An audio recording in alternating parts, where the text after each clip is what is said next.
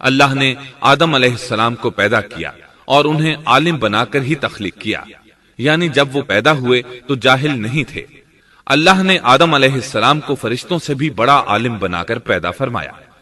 بے شمار احادیث میں آدم علیہ السلام کی ابتدا اور ان کے علم کا ذکر موجود ہے۔ جب اللہ نے آدم میں مکمل روح ڈال دی اور وہ اپنے پاؤں پر کھڑے ہو گئے تو اللہ نے انہیں حکم دیا، جاؤ فرشتوں کی جماعت کو السلام علیکم کہو۔ آدم اور فرشتوں کی زبان عربی تھی، یہی زبان اہل جنت کی ہے۔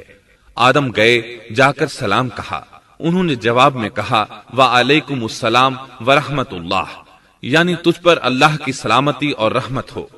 اللہ نے فرمایا یہ تیرا اور تیری اولاد کا آپس میں ایک دوسرے کو تحفہ اور ہدیہ ہے۔ اللہ نے آدم علیہ السلام کو ابتدا ہی میں تمام نام سکھا دیے۔ مفسرین نے ان ناموں کے بارے میں بہت بحثیں ذکر کی ہیں۔ مضبوط موقف سیدنا عبداللہ بن عباس رضی اللہ عنہما کا ہے کہ اللہ نے آدم علیہ السلام کو ہر چیز کا نام سکھا دیا تھا، مثلاً یہ پہاڑ ہے، یہ سمندر ہے، یہ پرندہ ہے، یہ درخت ہے وغیرہ۔ وہ آسمان اور زمین کی ہر چیز کا نام جانتے تھے۔ یہ علم کیسا تھا، انسان نے کس طرح ہر چیز کا نام پہچان لیا۔ یقیناً اللہ انسان میں یہ طاقت پیدا کر سکتا ہے کہ وہ ہر علم کا احاطہ کر سکے۔ اللہ نے آدم علیہ السلام کو ہر چیز کا نام اور اس کی صنعت اور کام بھی معلوم کرا دیا۔ آگ، لوہے، لکڑی، غرض ہر چیز کا نام اور استعمال ذہن میں ڈال دیا۔ وہ کس قدر عظیم علم سے بہرور ہوئے، سبحان اللہ۔ بہرحال اللہ نے آدم علیہ السلام کو صرف شکل و صورت اور تخلیق ہی میں بلند مرتبہ عطا نہیں کیا تھا، بلکہ عقل و علم کے لحاظ سے بھی بلند درجے اور مقام پر فائز کیا تھا، جیسا کہ اللہ تعالیٰ فرماتے ہیں اللہ نے آدم علیہ السلام کو ہر چیز کا نام سکھا دیا، پھر ان چیزوں کو فرشتوں پر پیش کیا اور فرمایا مجھے ان چیزوں کے نام بتاؤ اگر تم سچے ہو۔ مطلب یہ کہ تم اپنے دعوے میں کہاں تک سچے ہو۔ جب آدم کی تخلیق ہوئی تو تم نے کہا تھا اللہ جو چاہے پیدا کر لے، قسم ہے وہ ہم سے زیادہ معزز اور عالم نہیں ہوگا۔ اس دعوے میں اگر تم سچے ہو تو ذرا ان اشیاء کے نام تو بتاؤ۔ اللہ تعالیٰ نے آدم علیہ السلام کا زیادہ معزز ہونا، مکرم ہونا اور علم و معرفت والا ہونا واضح کرنے کے لیے فرشتوں کو حکم دیا کہ آدم علیہ السلام کو سجدہ کریں۔ یہ سجدہ تعظیمی تھا، عبادت والا سجدہ نہیں تھا۔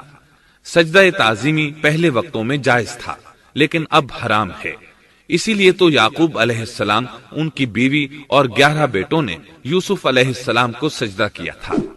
بہرحال فرشتوں نے آدم علیہ السلام کو سجدہ کیا۔ اس سے معلوم ہو جاتا ہے کہ کون زیادہ عزت اور عظمت والا ہے۔